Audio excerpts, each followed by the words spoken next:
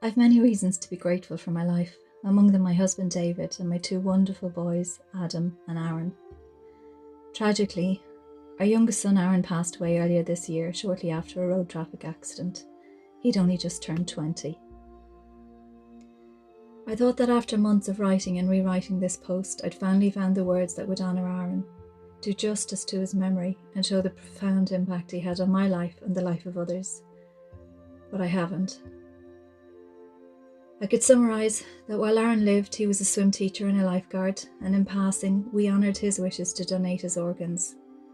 But does that show you how compassionate he was, or the life-changing impact he's had on his donor recipients' lives, or on their loved ones? Or the comfort that we have in knowing that our beloved Aaron still lives on in the bodies of others? I could tell you how, only a couple of days after Aaron passed, before Aaron's funeral, my eldest son Adam did a radio interview to try to divert the media attention away from how Aaron passed to how he lived and the lives he'd saved and enhanced, because Adam couldn't bear the thought of Aaron's whole life being reduced to a mere statistic. How Adam used every last emotional reserve he had to compose himself just long enough to tell his brother's story. But does that show you how the love he had for Aaron far outweighed his own personal grief? I could tell you how at Aaron's celebration of life, his funeral, the avenue to the crematorium was flanked with friends wearing ties and ribbons in his favourite colour blue.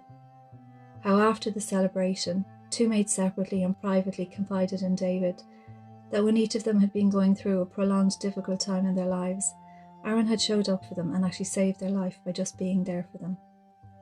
Or how in the week of his passing, his friends invited us to release balloons to remember him, and months later his closest friends still wear pale blue wristbands to honour his memory and regularly check in with us. But does that show you the extent of the mutual loyalty Aaron and his friends had for each other? Or that he could affect the lives of two of those friends, so much so that they were willing to share their own vulnerability with David? I could tell you how his workplace book of condolences reads more like a collection of love letters from workmates, parents of students, and the young children themselves. But does that give you an insight into how Aaron could connect with so many people, and at such a level, that even in his passing they want to tell Aaron how much they appreciate and love him, and how much he did for them? I could tell you that his demeanour, his strong physique and his quick-wittedness would have you believe that he was very confident. But the reality was, he needed constant reassurance and comforting. From the nightly magic kisses I gave him when he was a young boy to help him relax and go to sleep, to the rescue remedy I bought to calm his back-to-school nerves and for when he returned to work after each lockdown, to the regular check-ins asking me for advice on work or a love life situation. But does that show you the level of humility he had, or how sensitive he was? I could tell you how Aaron could turn my definitive no into a wavering yes, just through respectful negotiation, persistence, and sometimes, many times, just with a shy glance and a cheeky smile. How his inappropriate but hilariously witty comments would have me cringing and laughing at the same time. Or that I was all too aware of his flaws, because if I missed any, he couldn't help but tell me. I'd block my ears and exclaim, "Aaron, I'm your mum, you shouldn't be telling me this." We'd laugh and he'd carry on telling me anyway. I could tell you how my heart lifted when I heard Aaron's "hey" when he came home, and he'd make sure to ask how my day was before he'd tell me all about his. How he loved to sing and was my karaoke buddy because he knew I lacked the confidence to sing on my own. Or how he would regularly say, "You look beautiful today, Mother." Does that show you how, as a middle-aged woman, he could still make me feel seen? How he had me wrapped around his little finger, and how we saw each other more as friends than as mother and son? I could tell you how he could sense when a colleague, a friend, or a loved one was feeling a little low, and chat with you if you were up for it, or just give you a hug or a "love you" if you weren't. Or when he noticed at the beginning of class that one of his swim students was a little nervous, he'd chat with them and then he'd waddle like a duck as he guided them back to the water. Or how he gave smiles freely and unconditionally. In fact, we didn't realise just how freely until we read the countless reference to them in the Book of Condolences. But does that show you how emotionally intelligent and how caring he was? How he loved to help others, or how he could make you feel all warm and fuzzy inside, transform your day, your life? No, probably not.